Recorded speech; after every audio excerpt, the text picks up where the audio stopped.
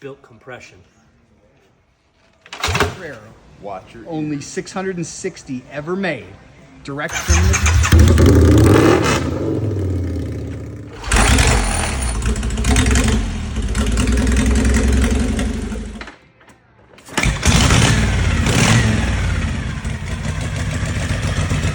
Watch your ears on this one. Oh boy. Fire-ho!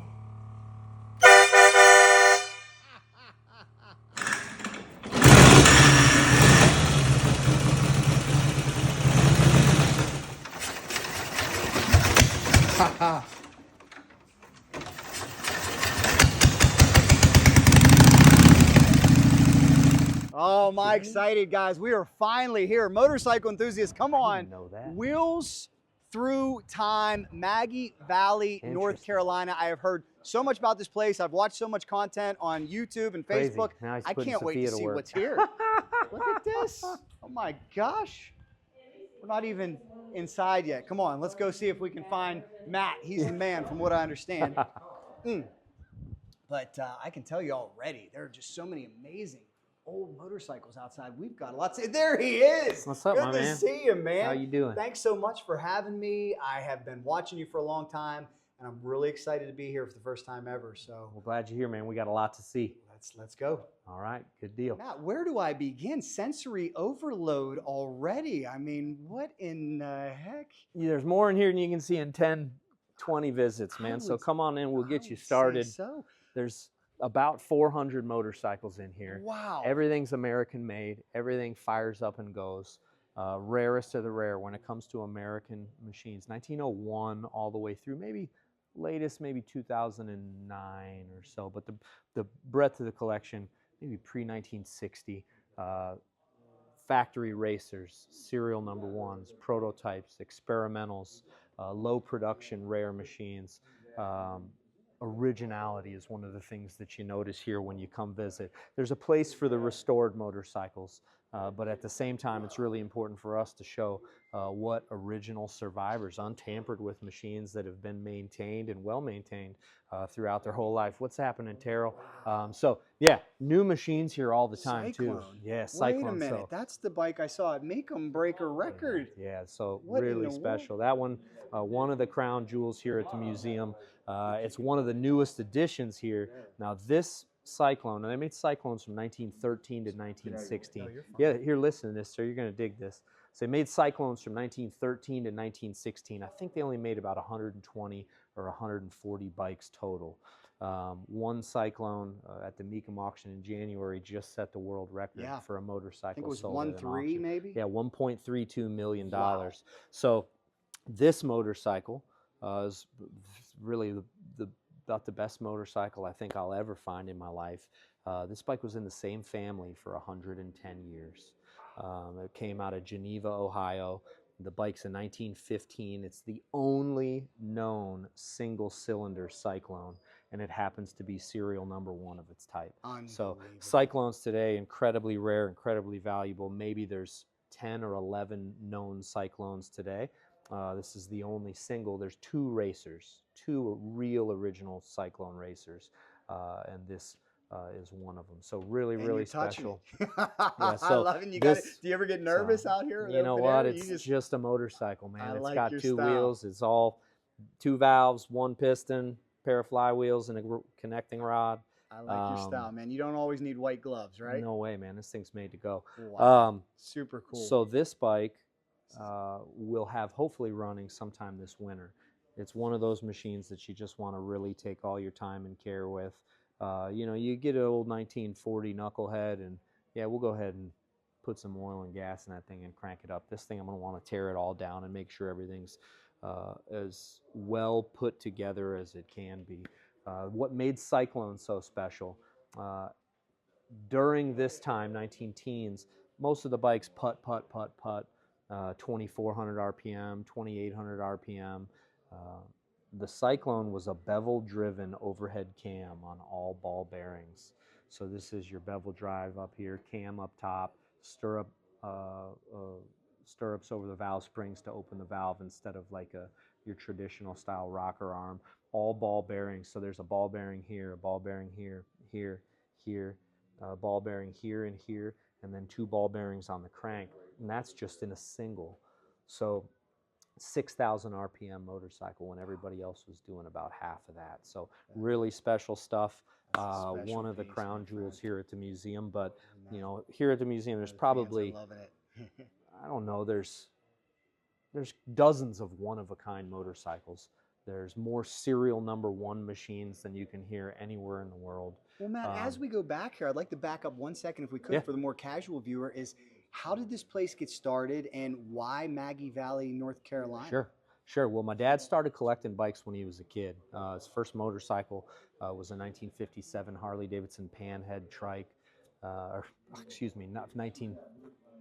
First bike was a 1957 Harley-Davidson Car trike that he turned into a chopper. Bought a Pan Head shortly after that, and just, you know, the old Car was run into a tree behind an old service station. He walked in one day before school, said, "Hey, what's with the old Harley out back? Can I buy it?" And bought it for $20. They delivered it for another $5, and he locked himself in the garage for about a month and rolled out the old chopper, and has had it ever since. So he started collecting at a really early age, opened a Harley-Davidson dealership at the age of 22. Wow. So he was the youngest Harley dealer in the history of the company. And all the while, really during his years as a dealer, his passion for old motorcycles really blossomed and flourished. So started the collection, or started the museum, I should say, behind the dealership, and that was in Mount Vernon, Illinois, back in 1987. So he was a dealer through 1999, and after selling his Harley dealership, he decided he wanted to relocate to a place where the museum could be its own standalone entity. So found Maggie Valley by chance. It was really amazing how it worked. He was on his way back from a car show in Florida, heading back to Southern Illinois. Stopped at exit 20 on I-40 out here and saw the Maggie Valley sign and decided to come into town, and found this piece of property that day. So that was 2001. So from the purchase of the property in 01 to the building of this 40,000 square foot building, 11 months and 27 days. Moved all the machines from Southern Illinois to here. At the time, it was about 250 bikes, maybe about 13 cars, tons of memorabilia, 90 trips back and forth from Illinois to here. Unbelievable. So He sounds like a great guy, and I'm sure he's really proud of how you're carrying on his legacy. well, I'll tell you what, he was absolutely one-of-a-kind individual, most passionate person I've ever met, the most motivated person I've ever met, and he had vision that you just don't meet people with vision like that, and really saw, you know, the American motorcycle history as something to be preserved really, really early on, and you know, his big passion was sharing it. So the whole thing.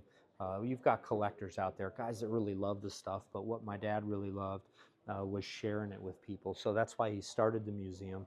He loved getting people excited and getting other people passionate about what he was passionate about. So started the collection there in Southern Illinois, and his whole focus was rare motorcycles. So the idea behind it all was not to find regular machines that you see every day, but was to find the stuff that you just couldn't find, the stuff that you never see.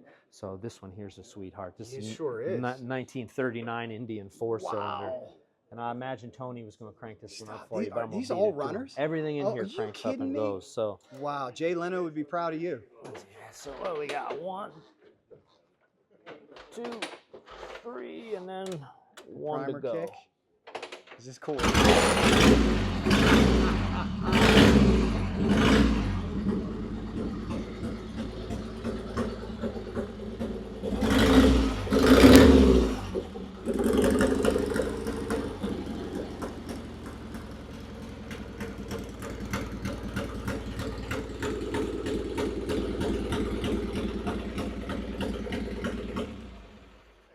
You're giving me goosebumps. It's not every day you get to hear a 1939 Indian come to life. Thank you so much, man. This one's like a Cadillac. So the 4 cylinders are like the smoothest thing on the road, most refined vehicles out there.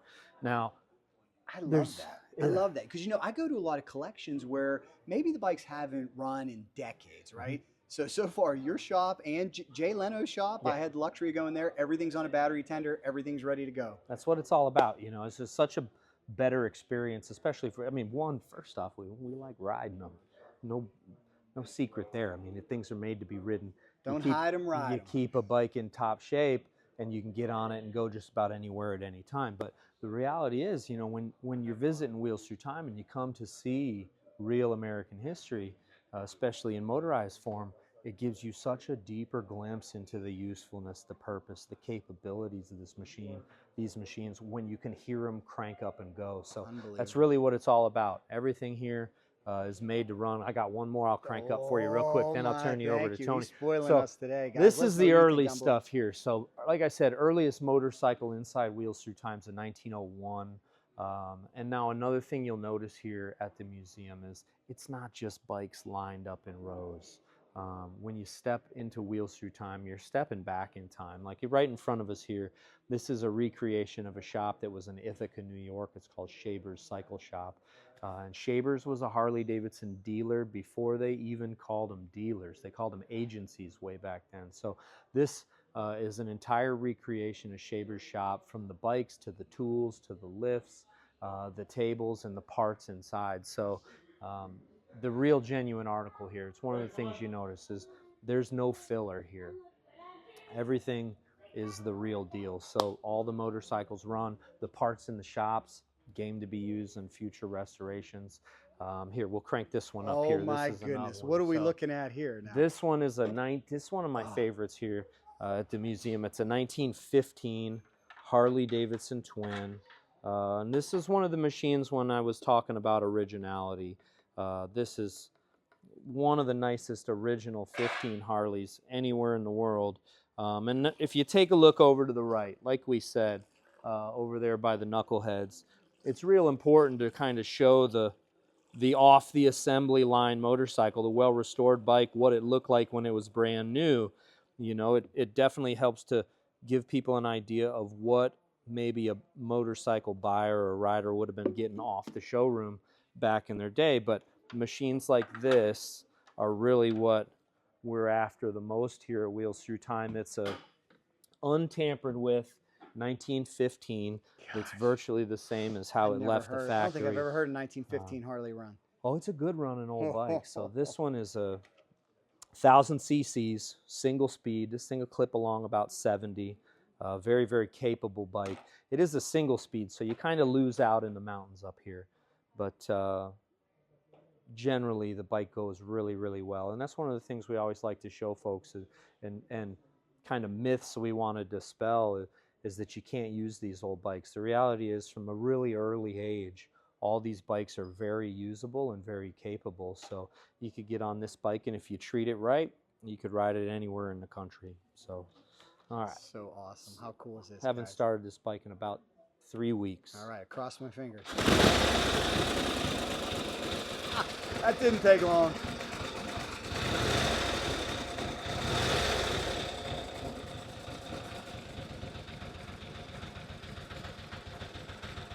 Kind of sounds like a new one.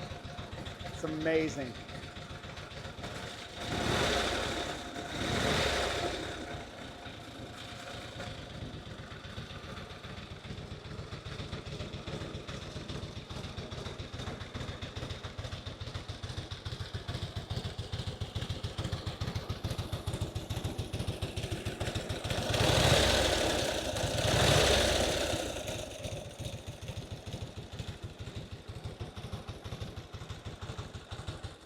Oh man, that's awesome. Thank you so much. Not bad for 110. You have made the trip to Maggie Valley, North Carolina worth it already. I got a question for you that some of the collections I've been to, and I was up in Anamosa, the Parnham collection, JP Cycles. I know you got a couple bikes out of there, which is awesome. And talking to John's late wife, she just talked about how much work it is to maintain one of these museums. For you to be able to have all these motorcycles running, what's your team like here? How are you able to keep these things? Well, that's really the only way that it happens is here at the museum. We've got a crew of 15 of us, from the ladies you met right up front when you walked in the door, to Andy, Tony, Chris, TJ, myself, Roman here on the floor, making sure everybody's experience is great and making sure folks can see things they can't see anywhere else in the world. The mechanic crew is really in the shop. It's me and Chris keeping all these bikes running. If you treat a bike well, it doesn't take too much to keep it running. You know, a little bit of maintenance here and there, and if you put it up and you store it right. But no, we've got a great crew here. You know, my video guy Steve that does all the video editing on our YouTube channel and all of our social stuff, tons of our marketing.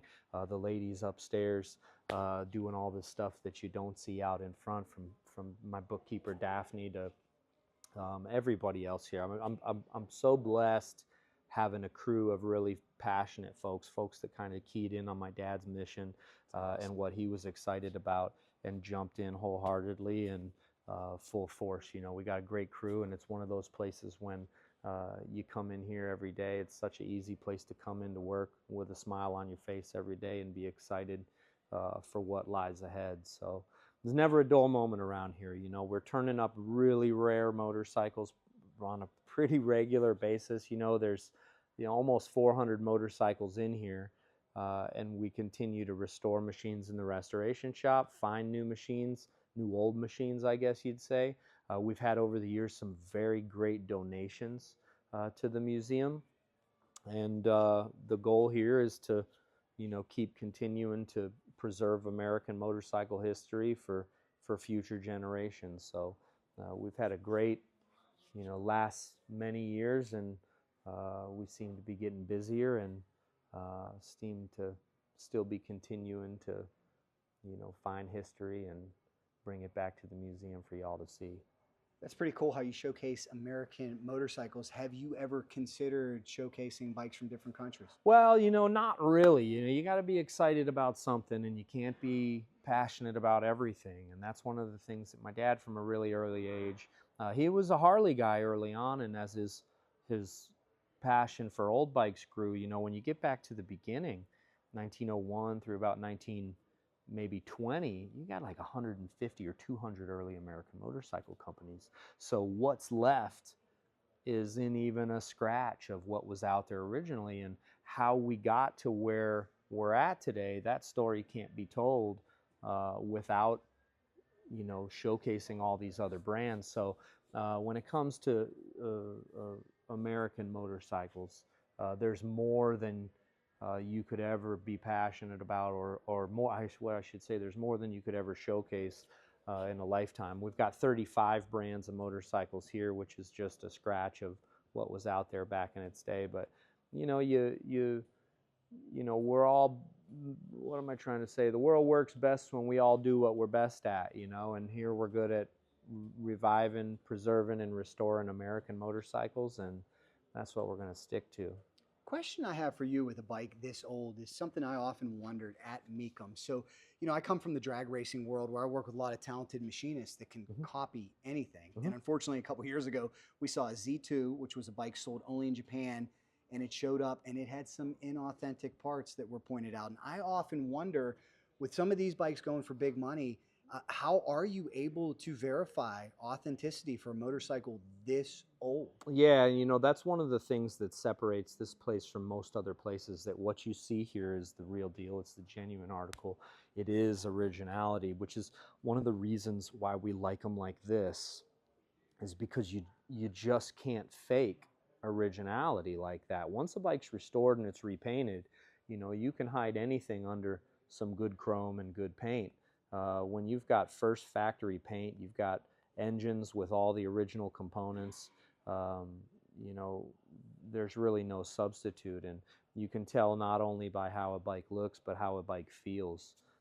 So that's why, you know, to many, and to be very honest, without the reproduction network that there is today, a fraction of the bikes that are on the road today would even be on the road. So, I mean, there is something to be said for those aftermarket companies and the reproduction companies that provide parts, you know, because you say you got a 1,000 1947 knuckleheads on the road today. Well, without those other companies making new stuff, that would be a fraction of that number. So it's great that they're out there, but when it comes to museum quality stuff, originality is always what we look for. And when they are untampered with and have never been messed with, it's a 1914 Harley-Davidson twin with a 2-speed rear hub, which is really kind of cool. This whole setup here up on top of the tank operates a 2-speed rear hub which is just slightly better than junk, but at the time it was the best they had, you know. So year after that, they moved to a 3-speed crash box sliding gear transmission, and that kind of changed the ball game. So this is a really great bike because it showcases now they're making power. They're making the 1,000 cc's. They make plenty of torque. How do you get it to the rear wheel? Well, when you're a single speed, you're limited. You got to leave the house with the gearing you need for that day. You can't change it on the fly. And in a real short amount of time, you get to a 3-speed transmission where a bike's pretty versatile even by today's standards. Well, we say it here every day, is there's countless points throughout history where the term modern motorcycle has been redefined. And early on, when you've got hundreds of companies vying for customers, if a new innovation came out and you didn't adapt, you went out of business. And that's recurred over and over and over and over throughout time, and it still is happening today. But really early on, you see the many become the few in about 15 years due to, you get really early on. You got to remember, all this stuff comes from bicycles. So one of the first big innovations was the spring fork. You can ride a bicycle and you're moving on the bicycle, and the way you're shifting your weight around, and as slow as you're going, you're naturally absorbing those bumps. Well, as soon as you can propel yourself at 30, 40 mile an hour, if you don't have suspension in front, you're getting your teeth rattled out. So spring fork comes out. If you didn't adapt, you fell off. Then after that, you've got like the mechanical intake valve. So you see a lot of these ones, the one we just had running with an intake valve that's push rod operated. That's what we call an intake over exhaust engine. So the exhaust is in the lifter here, it opens up, intake valve opens down, all in this little pocket on the side of the piston. Well, when you've got atmospheric intake up there, which the only thing opening the valve is suction from the piston. So piston goes down, it opens the valve, pulls in air and fuel mixture. Well, if your spring on your valve is too tight, you can't open it. And if your spring on the valve is too loose, you don't get any RPMs and you don't make any power. So once they come out with this mechanically operated intake valve, they could time the opening and the closing to the degree, how much lift, down to the 1,000th of an inch. They could, it's the beginning of speed experimentation. And like I said, if you didn't adapt, you went out of business. So then you get after that, you got the 3-speed transmission. If you can imagine leaving Maggie Valley and having to ride home to Florida, and you got Billy over here on a single speed and Jimbo on a 3-speed. You got to go climb this mountain right at the end of the road. One of you guys is going to be pushing. So big difference there. Then you get like electric lighting, overhead valves. There's a Somebody started one of your bikes. That's a 1932 dirt track race who's car. Who's starting that? That's Tony over there. Okay. So there's more than one authorized starter over here, huh? We got a couple, man. So Andy and Tony, that's Andy actually. Wow. We got a crew here always firing stuff up, sharing history. Cool, man. I'm really proud of you because here we are on a Sunday. This place is packed. I work with a lot of great museums. I've been at the Throttle Stop. I was just at Big Daddy's, and I love what you guys do. But I got to say, you're really pushing a lot of people through here. And you're in a location that seems like a great vacation destination, but I can't imagine the population density is too high up here. There's right? 1,200 people in Maggie Valley. Okay. Yeah, so there's more hotel rooms than permanent residents here in town. Look at the amount of people in here. So the thing about Maggie is it's a great place. If you ride motorcycles, if you do outdoor motor touring, if you do the outdoor thing at all, it's a great place to come. One of the best motorcycle towns in the country, in my opinion, because it's right smack dab in the middle of all this great riding. Yeah. So Dragon, not far away. We've been there for Two-Stroke Bike Week many times. Yep. Blue Ridge Parkway is close. There's more good roads around here than you could ride in months. So excellent location for it. The crew here at the museum firing stuff up and giving people a better taste of what we do and what all the history is all about. And any given day here, you're bound to see maybe 20 or 30 bikes fire up and go. That's amazing, man. We got to go see what's running over here real quick. Let's go take... Oh, there we go. Well, they're not going to run for long. We know that, right? So, well, man, they'll run as long as you want it to. You got We got limited That ventilation. what a nice thing for the spectators though, to be able to fire something up right there on the spot. I'm sure that helps bring them in. Yeah, well, like we said, you know, it just gives you when you walk through and you just look at a bunch of static machines, it's not alive. You know, when you fire something up and you can hear it breathe, you can see it run. You know, there'd be days in here we'll fire up the hot rod knuckleheads and do burnouts down the aisle Oh there my with you know 200 people in the building. So Man. it's always exciting. The goal here is one to exceed y'all's expectations on what you see inside the museum, show you stuff you never seen before, and again keep history alive. And you can't keep it alive if it just sits. They all got to run. I love it, man. Well, I know you got to run. Thank you so much. I really appreciate it. The last question I have for you is, what's your all-time favorite bike in here? Ooh, Is there a favorite that's a good that question. you can pick? My dad always said his favorite bike was the one he rode last. And I like that answer. You know, there's favorites around every corner. Realistically, I mean, there's 400 machines in here. They've been found in every way possible. There's all levels of rarity and originality and performance. And, you know, there's favorites around every corner because there's different reasons for favorites. There's bikes I found with my dad and I. Great story together of us doing something together. There's bikes maybe he and I restored. There's particularly rare examples, or maybe a bike I've ridden cross country or done something really fun on. There's, you know, there's the prototype stuff, the factory developmental stuff. You know, we all love the race stuff, but I mean, when you get to the back, there's 400 motorcycles in here. There's 160 racing motorcycles. Wow, I love that. So board trackers, hill climbers, TT stuff, American flat track dating back to the 1920s. Upstairs, all the Class C racing stuff from WLDRs to XR 750s. You know, there's endurance racing. I can see why that one guy said, I was here yesterday, but I had to come back. You can't You see can't it all see it one in a visit. day. Yeah. Holy moly. Man. You got a lot to see. I love it. Well, hey, thank you so much. Is there anything else you would like to add? We want everybody to come here. We want everybody to check out your YouTube and get involved in your socials. Anything else you would like to add? Yeah, check us out on Instagram and Facebook, Wheels Through Time. Wheels Through Time YouTube page. We're putting out really cool videos of you know, firing up these machines. Will it run type of stuff, saving bikes that haven't run in 50, 80, 90 years. And you know, all aspects of preserving history, chasing stuff down and bringing it back here for you guys to see. Check out our raffle, wheelsthroughtime.com. We're giving the bike away November 22nd, so it's happening like fast.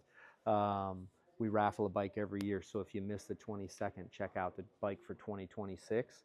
And yeah, come check the place out. We're open April, first Thursday in April to the last Monday in November. So come check this place out. Closed only on Tuesdays and Wednesdays. So we're open Thursday through Monday, 10 to 5. We'll always have a full crew here waiting to welcome you guys and crank some stuff up. I love it, man. Thank you so much. My dad was a Harley dealer, you know. One of the reasons he sold the dealership was, sorry Harley guys, or sorry Harley corporate, but he just got tired of getting bossed around by the company, and they want him to build a new building out by the interstate. I don't know if you want to put any of this in or not. I almost wouldn't.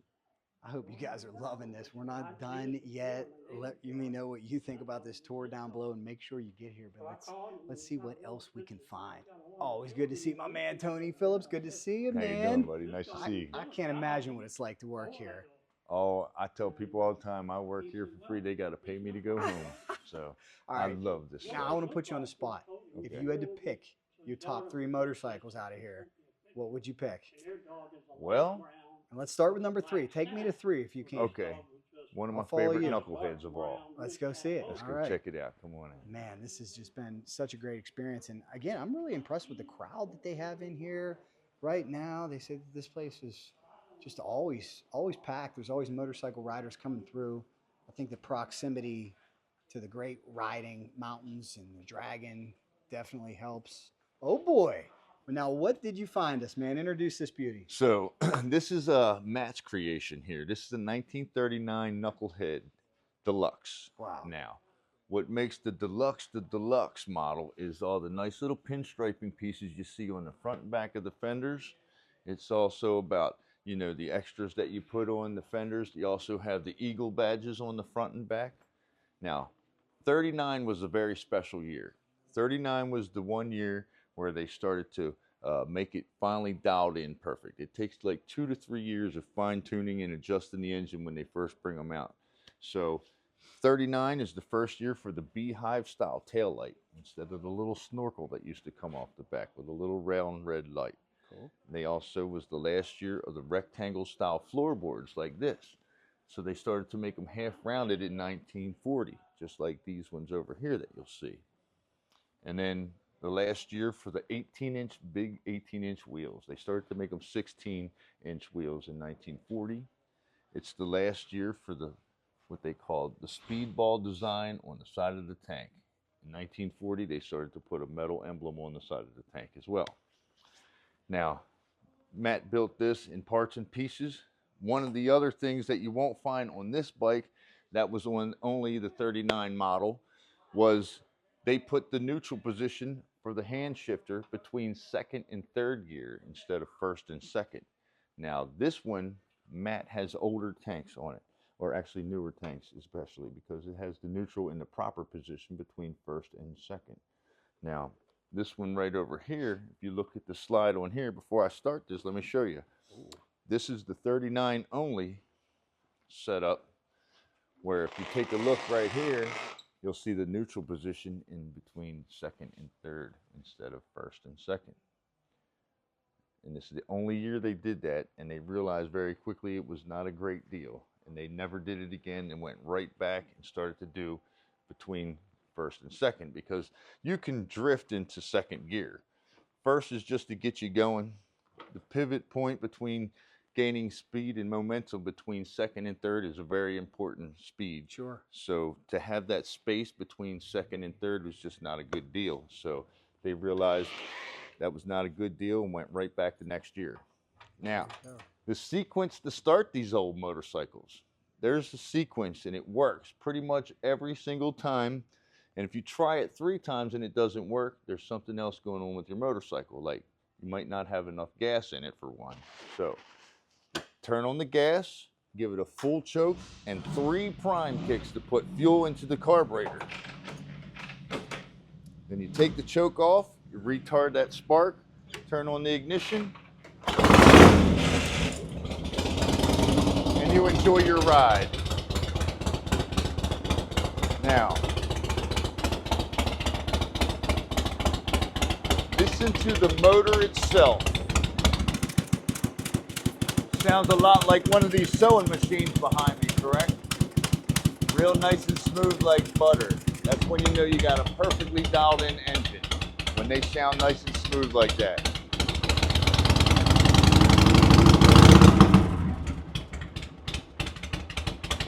And this has got the perfect sound of what you want to hear of an old Harley sound. That potato everybody talks about. This thing will sound like this all day long. And just Man, run nice and smooth like that. Love it. Woo, that is awesome, man. One of my favorites here in the museum to start for It sure. just blows my mind that you guys can start these up. That's definitely part of the historic experience, being able to hear the bike and what it sounded like way back when.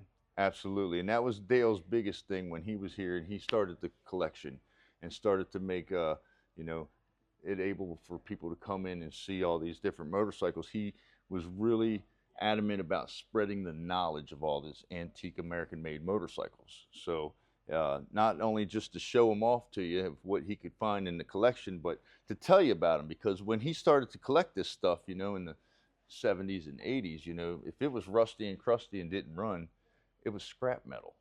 And Dale saw that was going to run these things out of he wouldn't even see them anymore, So he started to save as many as he could and work on as many and specifically fine-tune his collection. He would build them, sell, and trade until he found specific ones, where we have a lot of motorcycles that show you all the era, like this is every sequential year of the Flathead 45 from 1929 until 1952. Okay.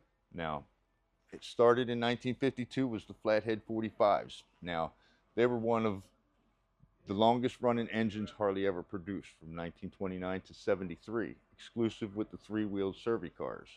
So it was so reliable. You could always get on one and get from A to B. So one of my other motorcycle favorites to start is this one. This is the boy. WL model 1950 Harley-Davidson Flathead 45. Now this happens to be number 7 of only 1,108 made in 1950. Good Lord. Wow. And this is really smooth and laid back, not like your typical Harley that you're used to hearing. But it's just to show you how reliable these motorcycles are. Again, the same sequence to start this motorcycle is to start the knucklehead. So this is a 45 cubic inch, 750cc motorcycle. Very low compression top end, so they're not very fast. They're very torquey and could pull a house along with you if you wanted to, but they're not very fast. So unless you had a very steep hill and a tailwind, about 50 miles an hour is pretty much as fast as you can make one of these go. And you can pretty much start them by hand if you really wanted to, because they're not very torquey. Wow. So again, turn the gas on, full choke, 3 prime kicks to get the fuel into the carburetor. Take the choke off, retard the spark, turn on the ignition. Oh, now it's going to play with me today. Oh, I know what's going on, so hold on.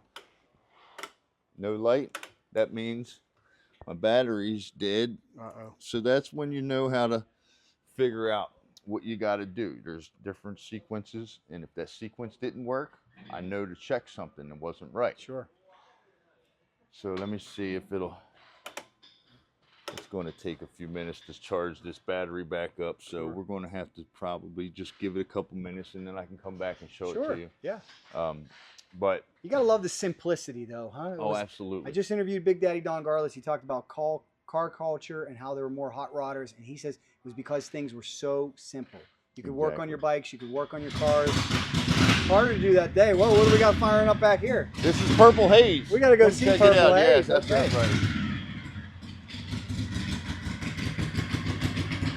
Purple Haze is a 1961 Pan Head Harley-Davidson, custom made by a guy named Mike Saunders in Dayton, Ohio in 1974.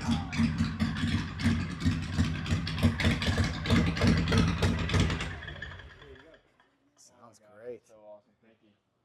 That sounds great. So it was one of the first of its kind choppers to debut on the cover and centerfold of the Easy Rider magazine in 1976. Nice. And Mike Saunders called it Purple Haze. There you go. Now, like I said, it's a 61 custom-built Pan Head Harley-Davidson. So this was the next bump up from the Knucklehead. Wow. Beautiful motorcycle.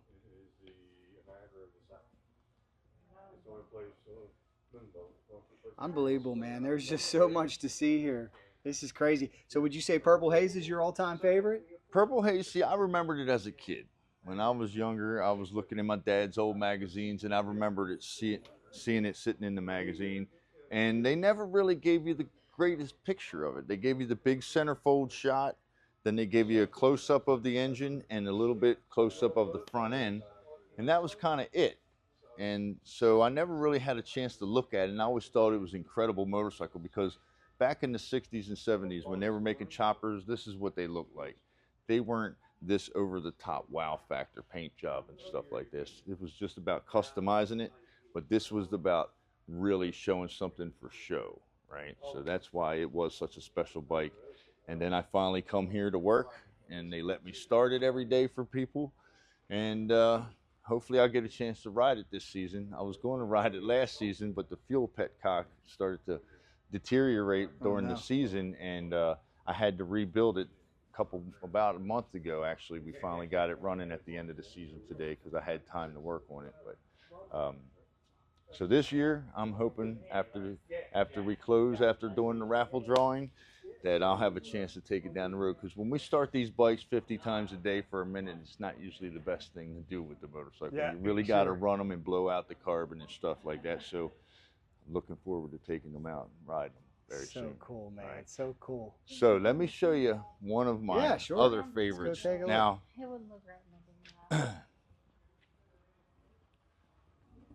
this one right here is a very special bike. Wow. They only made 17 of these motorcycles. It was for a special purpose during the World War II. In 1942, Harley-Davidson decided to try to make this motorcycle, and it was actually designed for pretty much the scouts to do a job, get it done, get in, get out quick. Now the Flathead 45 was this exclusive engine on all the Survey cars. So the Flathead 45 engine is a very torquey engine, like I told you before up there with the other one. It's very torquey and strong, can pull a house, but they're not very fast. So this one had to go fast and pull a lot of weight.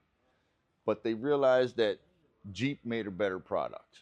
Jeep had 4 wheels. They could handle 4 guys in the Jeep, send it out to do a job. You could mount a machine gun on top of it, and you could send them out to do one job, come back with 1 machine, 4 guys. It would take multiple guys and multiple machines to do one job if you were going to use this for the same purpose. So they only made 17 of them. Most of them were only used on the bases and stuff like that. They never really got used during war purposes. So we actually had number 3, the prototype, and now we have number 6. Amazing. Now there's only 6 that we know right now that exist in the world. So we just traded our prototype and we got number 6. So cool. Wonder what you would value this at. What do you think this is worth? You know, I'd say nearly priceless. I don't know what they've gone there. Number 8 just went on the Mecum auction, I think last year. I don't know what it actually numbers it pulled, but it had to be some kind of significant number because, like I said, they only made 17 of them. Now it's the only 68 cubic inch knucklehead that you're ever going to find. Wow. So the knucklehead was either an EL model or the FL model. 61 cubic inch 1000 cc for the EL and 74 cubic inch 1200 cc for the FL. Now this is, they took both engines and put it together and created this engine, a 68 cubic inch 1100 cc. So it's not an EL or FL. So you want to hear this one start? Oh man, I'd love to.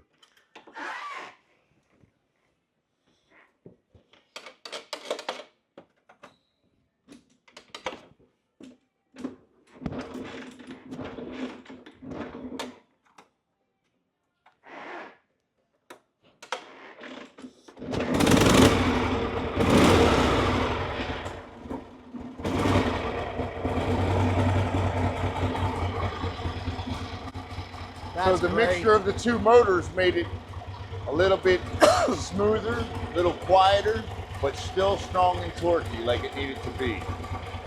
So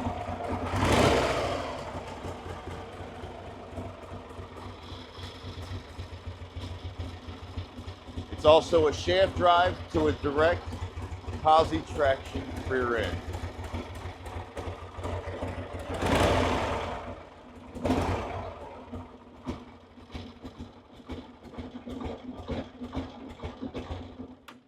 That is so cool. So there you go. 1942 Harley-Davidson TA. T for trike and A for Army. What a piece of history.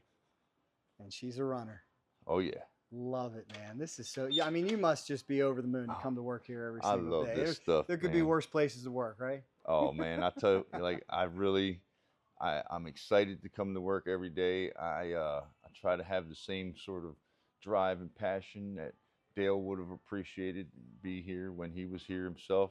He would tell you, you know, you just pick one and I'll fire it up.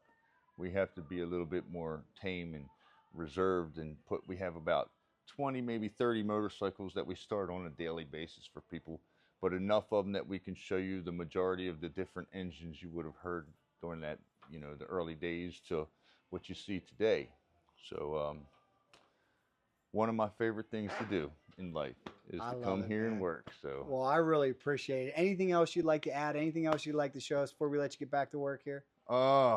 Let's go see if we can get that WL to fire up. I think it's been a couple all right. minutes. Wow, you think that I'm going to take a chance. Doesn't take much time on a tender, huh? I'm hoping not. We're going to find out. It doesn't really need a lot to kick these things over. So what's the service department like here? How many guys are back there working? Looking at us. So me, Matt, Chris, we're the ones that pretty much do, mostly Matt and Chris do the majority of the work. Yeah. So when they need an extra hand, I'll pop in and help out. Ken helps us out. if we need specialty parts and fine tuning and adjusting. He does a lot of our balancing of our flywheels for the engines that we build and stuff. So every year, Matt is the one that's building all the raffle bikes.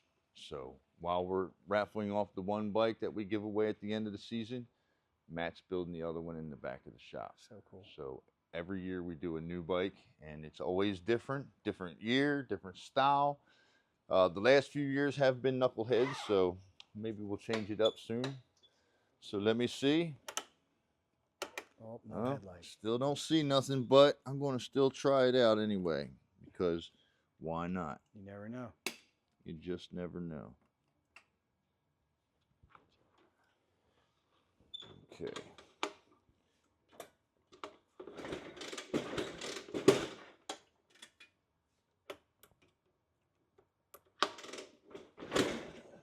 Still doesn't have enough battery yet. Well, that's okay.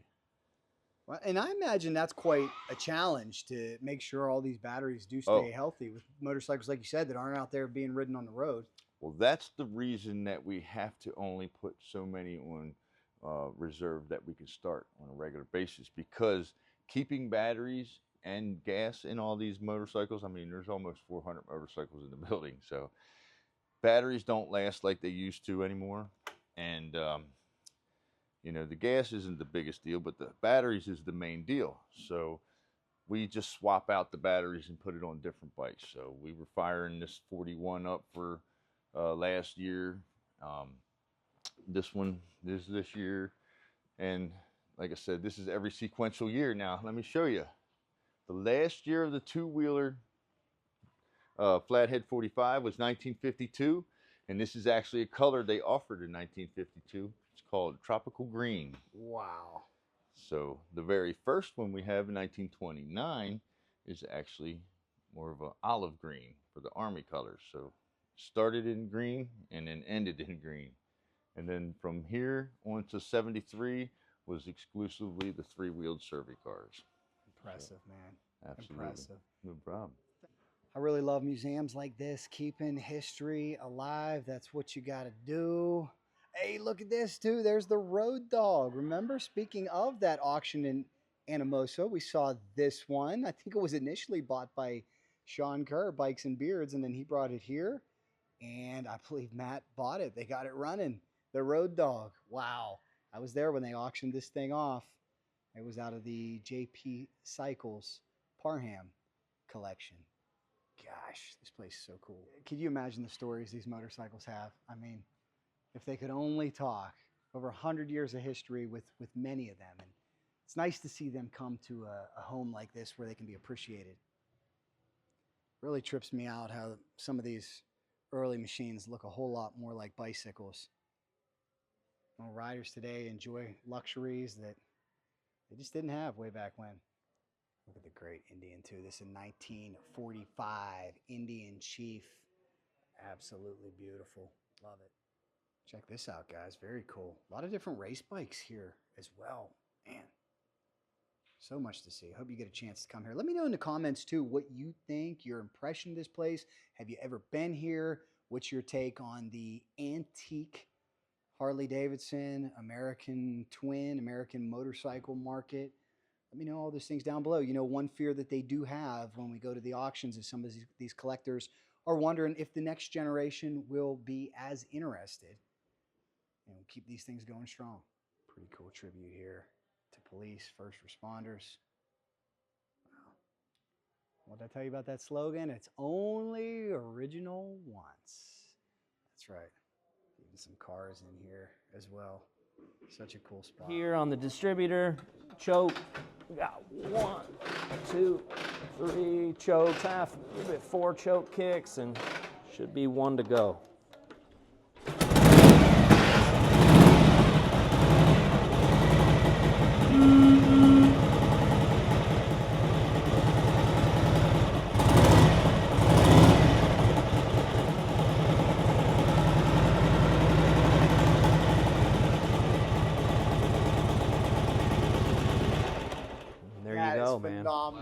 Look at this beast. Oh, yeah. Anti-start, a V-Rod Destroyer, ultra rare.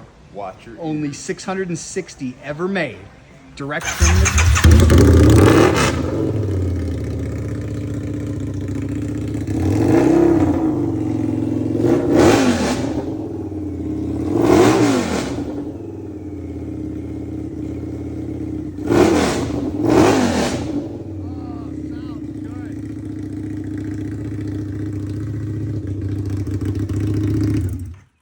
Love it, man. Such a special motorcycle. As I said, only about 660 ever made. Direct from the factory drag bike. Modeled after the VR1000. Take it over That's here. the strip bike that they raced on the track only. Oh, cool. This is their factory street racer. It was Harley and Porsche collaboration. Yes. First water-cooled Harley-Davidson ever made. Very sweet.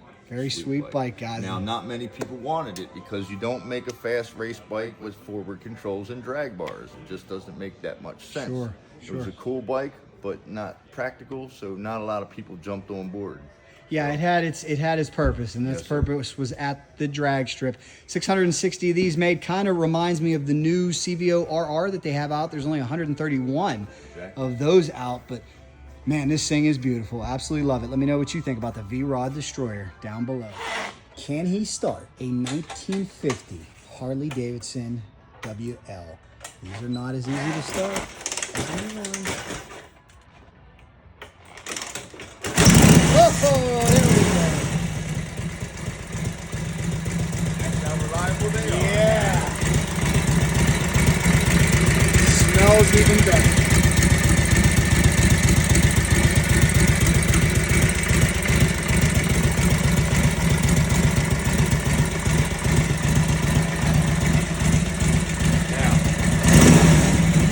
Sound about a flathead sounds like a galloping horse.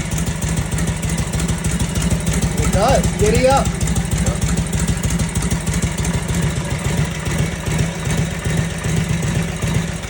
And it'll run like that all day. That is some guys. Piece of history. 1950 Harley-Davidson WL. Oh man, I think we might have found a match for the Gucci Chopper over here. We got this one. Let's see. Little honka horn. We got your standard horn.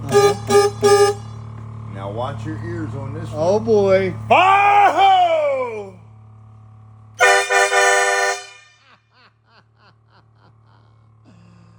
And what is the name of this beautiful This motorcycle? is Dave. Dave. 1973 FLH Electric Glide. Oh Harley-Davidson. man, we might have found some competition for the Gucci Chopper. We got to get them both to Daytona Bike Week and sit them on Main Street and light them both up. That would be nice. You'll have to see, man. We got my buddy with the Gucci Chopper. He's got just as many lights, and Really? people Nice. go nuts over it. But man, this one's right up there with it. Absolutely. Wow. These guys were doing this stuff in the 70s and 80s, and it was just incredible about, making them as sparkly, shiny as you can. Who could put the more knickknacks all over it? And check this great feature out over here. Oh boy. Okay. Well, that depends on how much you like your passengers. That's right. Depends on how much of a hard time you got for going maybe too fast or something. You got too many squeezes with the legs. There you go. Super cool. Awesome. Man, hey, this bike's following me around. I was there when I think Sean from Bikes and Beards bought it at the auction, and now it was brought to Wheels Through Time, and it now belongs to Matt. Matt bought the Road Dog. Certainly did. This thing's nuts, man. What do you think about the Road Dog? And he rode it too. I mean, there's a picture of when he took it down the road and took it out just to try it out that day. Unbelievable. That Sean brought it to us. We got it up and working and functioning, the brakes and all working. Took it down the road. Did you have a big hand in this thing? I did actually. If you look at close enough in the videos, you'll see I'm popping through. I usually try to stay in the back. I usually tell people I got a face for radio. So, Nah, we disagree. So I did help out a little bit of getting it going. Look at this thing, It was guys. something special. How long is this thing? Do we know? This is 15 feet long, Whew. 3,280 pounds. Whew. It was the Wild Bill Gelke out of Chicago. He actually built this as what he called his ultimate touring machine, and he called it Road Dog. It's a 1962 four-cylinder Chevy 2 engine, which is the sister of the Nova. with a 2-speed power glide transmission, which is the same. It's in that Cadillac right there behind you. Second year Cadillac, 1954.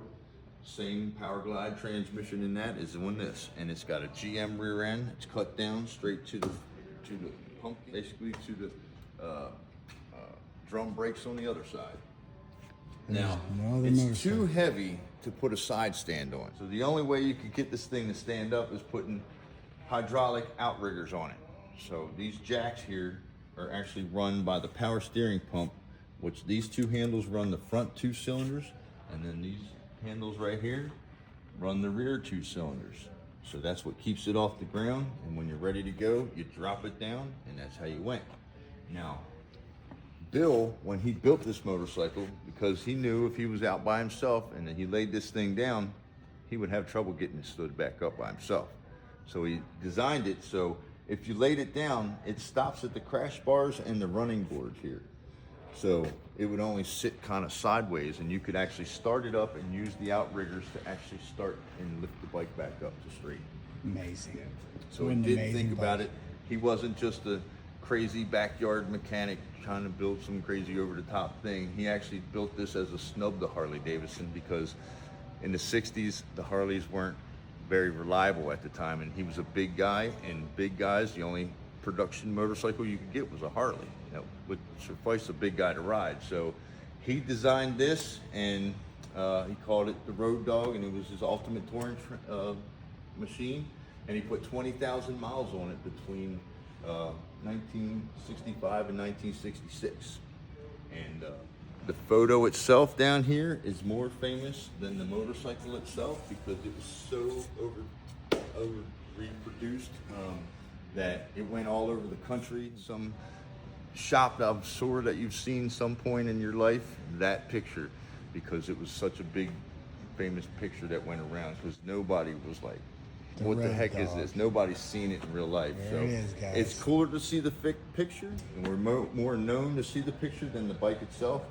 The bike itself is cooler to look at than it is to hear it run. It is just a 4-cylinder car engine. Mm-hmm. Now, Bill also built a Buick 6-cylinder inline 6-cylinder engine, Buick engine, and it was actually called Bulldog, and same automatic transmission.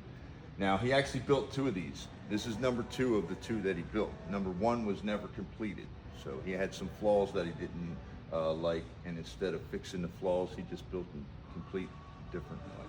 Awesome. So this is the one that everybody knows in the picture of. 1940, Indian Chief, and the question is, can Tony get it to start? All right, let's see. We're going to try.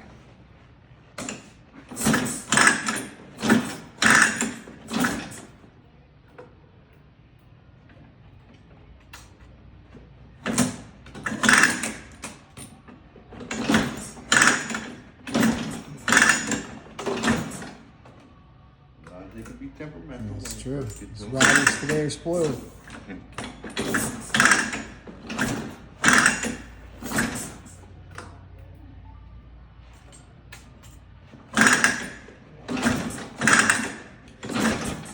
Wait. Dead bat. Dead bat. Give me a minute, I'll fix this one real quick problem. too. No problem, guys. I told you, these riders today with your starter buttons, you're spoiled. You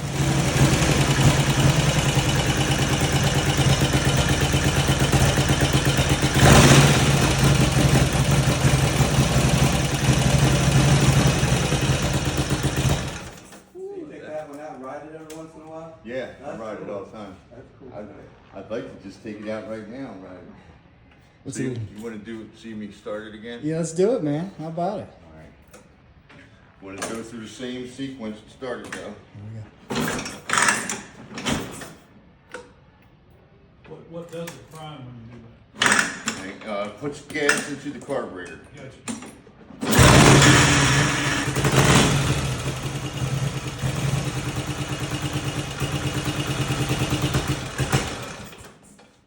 I'll turn the gas off. Turn the gas on. But now it'll fire right up. Maybe. That's probably. This things particular, Indians not like your Harleys generally.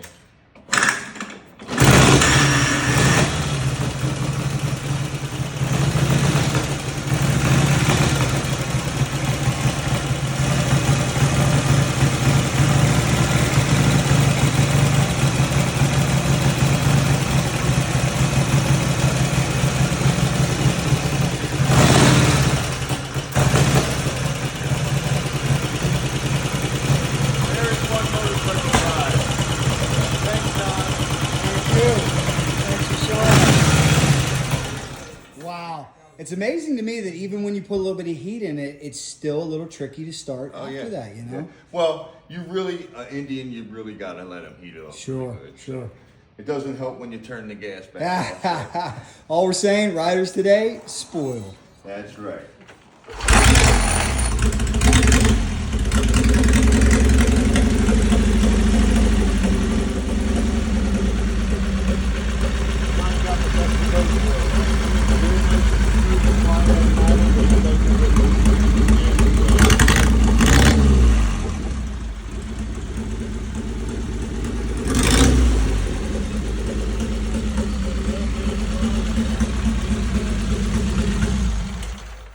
$1939. 1,300 cc motorcycle. Wow. Crazy. That does sound, that one sounds good. Would have cost you between $500 and $600 if you wanted to buy one in 1939. It would have been about $100 more than a typical Harley because it was faster and more reliable of a motorcycle. That's a lot more motor, yeah. Crazy. Absolutely. 1939 Indian 4. What a beautiful, beautiful bike. It was the last American-made inline engine ever produced in America. I think so. I think we fired it yesterday. 1924 Yeah, so Harley half miler. Yeah, so no brakes, no clutch. Can we start it? 1,000 cc's. So they, this is a bike, we still race these old bikes. This whole area is called the Board Track Racing era. So Board Track started about 1909 and they raced these types of bikes all the way through the late 1920s.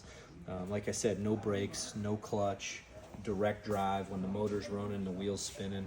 This bike particularly is a real short wheelbase, probably 52 and a half inch wheelbase, which is great for the half mile. A lot of these other ones were set up for the long tracks. This one here corners really well. Built it out of parts in 2010 and have been racing it ever since. So get some gas on my hand here. We got choke. Should be one pull.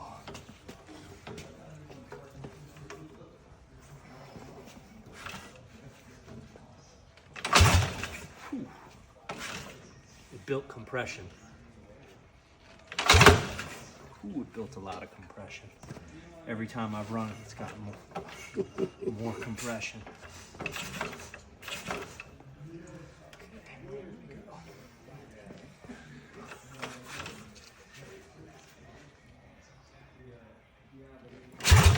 Oh, it's going to be tough for today's Ken.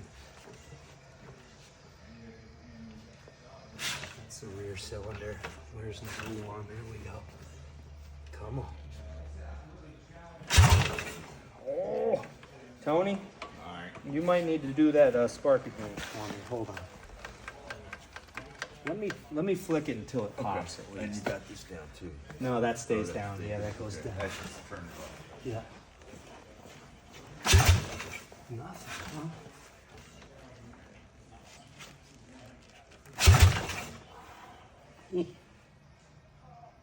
I bet you it's somethed on me. Let me get a screwdriver real quick. Let me pull all the way out of the bottom.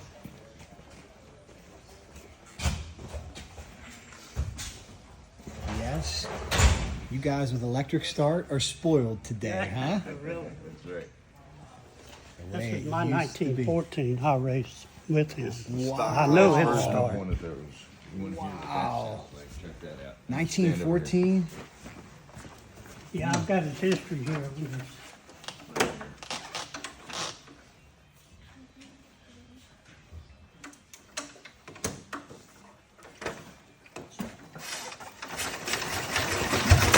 Ha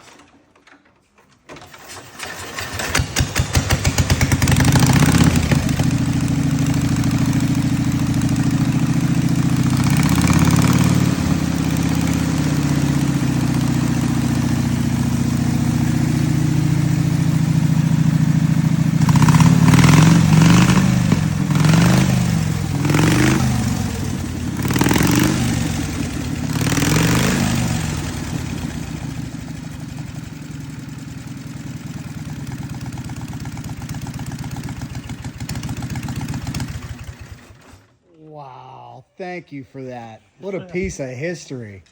Yep. Unbelievable. What'd you say this poster was right here? That's his history. Oh, how about that? 1914 There's a Harley. race winner from 2018, 19, and 20. Oh, my all 3 years gosh. in a row. Wow. Stock class. Unbelievable. J model Harley Davidson. Unbelievable, guys. Absolutely loving it.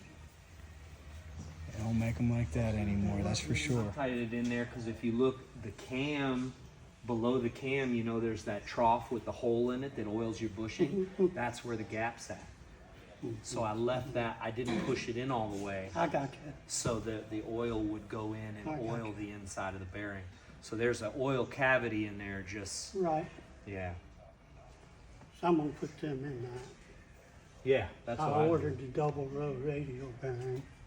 What- Got to get shafts and all of that. Well, I'll give you my other bearing. It's a drop in. You don't even You need- did, but I like the radial. You like the self-aligning ball No, bearing. yeah. Yeah. They have zero drag. Yeah. They're nice. Okay, that's good enough. It didn't have too much in there. So You just So what are you dump doing them right in now, there. Matt? I was actually draining the lower end Okay. and I'll refill it. Sometimes these things will sit and you get too much oil down in the bottom. So this is what we had. I put about About 3 and 4. Wow. that's 3.5. So Wow. yeah, it's actually That's right normal. right what I put in it. I didn't run it long enough to put any more in there. So let me go. Look at that. That's so cool. See if I turn my gas on. All right, are these the bikes you guys take to Daytona? Yeah. Oh, Yeah, cool. So this is my son's speed race bike. That's Ken's son's speed race bike. Will you be doing that at Bike Week this year? I don't know if I'm bringing this one down there or not. Now that it's together, I kind of feel like it. Well, I know I'm gonna have to come find you now. Okay. Here we Let's go. try this again. Here we go. Fingers crossed. Yeah, I don't know why it wasn't even popping on me. So it kind of made me feel like.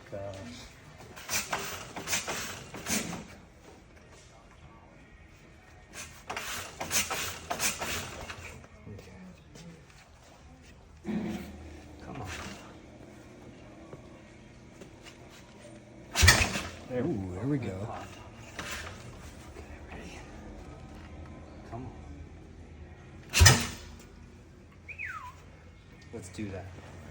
Ready? My Spark Advance cable broke. So.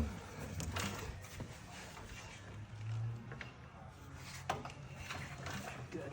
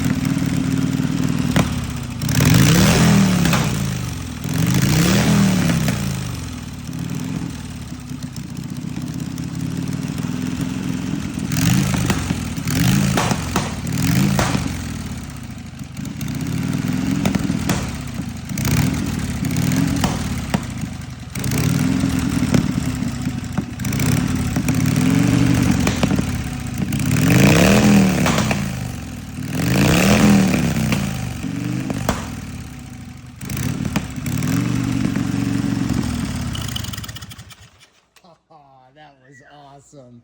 Thank you, guys. It's not every day you get to hear a 100-year-old Harley come to life.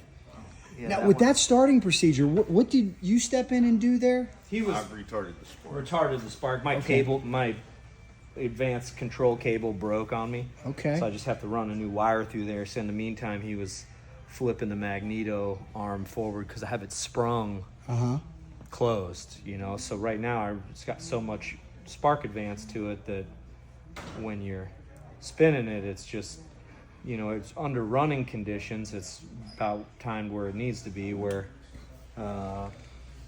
under starting conditions, you kind of want to bring the spark back a little bit. So he was reaching his arm through all the way to the other side here and moving the spark arm there. That was so cool. So yeah, it's no brakes, no clutch, so you can't kickstart it. You can't fire it up and rock it off the stand. So all you're racing is push start, rolling start like NASCAR, but rather than line up in pole position, you line up flat around the track. So you make a couple laps, and when the flagger decides you guys all look good and tight, he says 1 lap. You make your second lap, and coming around turn 4, you're looking for the green flag. So, and these bikes they run, you know, they're touching 90, 95, 98 mile an hour every lap. Good They go Lord. really good, you know. Good Lord. They're very, very, very fast. Is it safe to say today's That's riders? not safe at all. None of it's safe. I'm sure today's riders on a Harley Bagger CVO have a few more luxuries, huh? There's a few more luxuries. Yeah, there's having that button's probably pretty nice. But Yes. you know what? There's no thrill like riding something like that full out. Amen. Pretty incredible. I don't know what that stumble was. 100-year-old Harley, guys. Hope you really enjoyed it. Wheels I through don't time. think I'm low on that. 1961 Harley-Davidson Pan Head.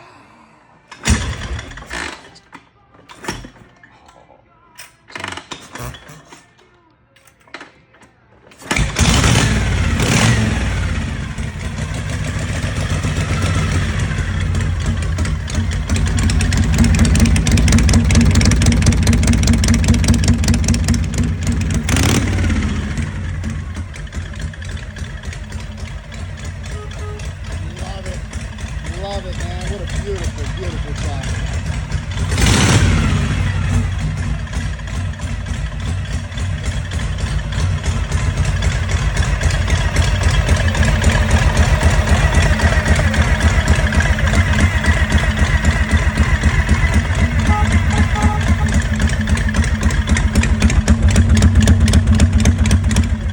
Man, so cool. Thank you. Oh, I love this bike. Thank you so much for showing us. I No really problem, man. I appreciate it, hope you man. had That a was good awesome. time. I hope I get an invite to that ride, or at least to come film it, because I want to see it. I want to see Purple Haze ripping around. Oh man, come on back. I'm telling you, come back for Rifle Day. So somebody's going to get a chance to maybe win the raffle bike, because we're, you know, when we draw the ticket for that. But just for coming to the museum on that day, you're going to have an opportunity to win with no purchase necessary another motorcycle. So you could go home with 2 or 1. Might not be that knucklehead out front, but it's at least going to be another motorcycle you'll have an opportunity to win. So come on back just for showing up and have a chance to win a motorcycle. I love it, man. Thanks so much. Absolutely. Thank you so much, man. Man, was this awesome or what, guys? And we really just scratched the surface. And I'll tell you what I love more than anything is the fact that they start them up regularly. If you have a collection out there or a bike that you don't start regularly, hey, I respect it. I get it. It's a lot of work keeping the fuel clean, and when you store it, getting the fuel out of it and keeping the battery charged. And some people just, they don't want to take a risk of starting their bike up. But if you do, I think it's super, super cool. Don't hide them, ride them. Oh my God, look at this Crocker. Wow. They got it all here. This has been Wheels Through Time. All these great looking bikes outside. Oh my gosh. Wow. Look at this too. Wow. Beautiful part of the country, definitely worth the trip. And like I said, we just scratched the surface in there. I want to know your thoughts down below. But I've been to a lot of different collections. I go to Mecum every single year. We've been to Barber. Got to put this place right up with it. I got to really tip my hat to Matt. He's preserving motorcycle history, and I think it's so awesome. And oh, by the way, look at this beautiful country. Just 40 miles from the Dragon. Ride your bike here if you get a chance. and enjoy it, guys. Thank you guys so much for watching. Time for me to get in the truck and head on out of here. You can see I got some moto plans of my own. But thank you for subscribing to this channel. Again, I want to hear your thoughts down below. The comments mean so much. And make sure you get here, guys.